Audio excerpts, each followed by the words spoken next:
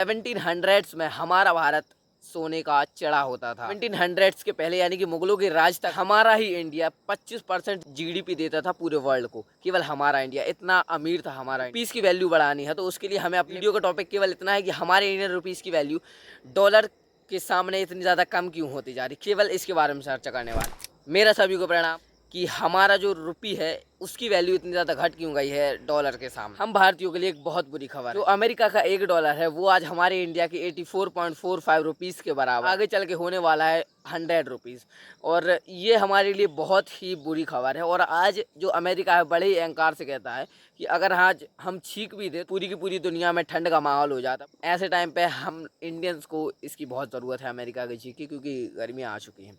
Jokes apart, और आज हम बात करने वाले हैं कि हमारे $1 की जो वैल्यू है वो अमेरिकन डॉलर्स के सामने इतनी ज़्यादा गिरती क्यों जा रही है। ऐसा नहीं है कि हमारा भारत पहले से ही ऐसा। 1700s में हमारा भारत सोने का चिड़ा होता था। 1700s के पहले यानी कि मुगलों के राज तक हमारा इंडिया, केवल हमारा ही इंडिया 25% जीडीपी देता था पूरे वर्ल्ड को। केवल हमारा इंडिया इतना अमीर था हमारा। और आज 2025 में अमेरिका जितना अमीर है हम उससे भी ज्यादा उस वक्त अमीर थे। एक वक्त में रोमन ऑथर प्लाइनी अपनी बुक में एक शिकायत दर्ज करते हैं कि हमारे राज्य की महिलाओं को भारत के बने हुई साड़ी और मोती इतने ज्यादा पसंद आ रहे हैं कि वहां से सामान खरीदने के लिए अपना सारा सोना इंडिया के ऊपर देना पड़ रहा है, यानी भारत को देना पड़ रहा है। इतना अमीर था उस वक्त हमारा इंडिया, इतना ज्यादा एक्सपोर्ट करता था। आज 2025 में आज हमारा भारत एक्सपोर्ट तो छोड़ो, इम्पोर्ट भी अच्छी तरह से नहीं कर पा रहा, बिकॉज हमारे जो इंडियन रुपीस की वैल्यू है वो धीरे धीरे घटती जा रही है। ऐसा क्यों हो रहा है? अगर आप लोग ये सोच रहे हो कि पहले भाई हमें ये बता, हमारा भारत 1700s के बाद ऐसी सिचुएशन में कैसे आ गया कि अब हमें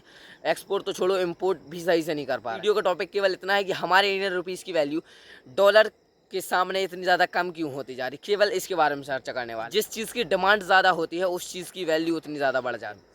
यानी कि जो हमारा इंडिया है वो एक्सपोर्ट अभी भी उतना ज़्यादा नहीं कर पा रहा पहले की तरह। उसके बीच में जो भी कारण थे उसके लिए मैं आप लोगों के लिए अलग से एक डेडिकेटेड वीडियो बना दूंगा अगर आप लोग कमेंट करेंगे। और अगर हमें अपने पीस की वैल्यू बढ़ानी है तो उसके लिए हमें अपने प्रोडक्ट्स की डिमांड को बढ़ाना होगा। जैसे अमेरिका जो डॉलर है उसकी कीमत इसलिए इतनी ज़्यादा बढ़ती जा रही है एज़ कम्पेयर टू हमारे रुपीज़ के, क्योंकि उनके जो प्रोडक्ट्स की डिमांड है वो ज़्यादा है, लेकिन हमारे प्रोडक्ट्स की डिमांड उतनी ज़्यादा नहीं है, जिस कारण से हमारे जो इंडिया के रुपीज़ की वैल्यू है वो धीरे धीरे घटती जा रही है और उनकी डॉलर की वैल्यू बढ़ती जा रही है।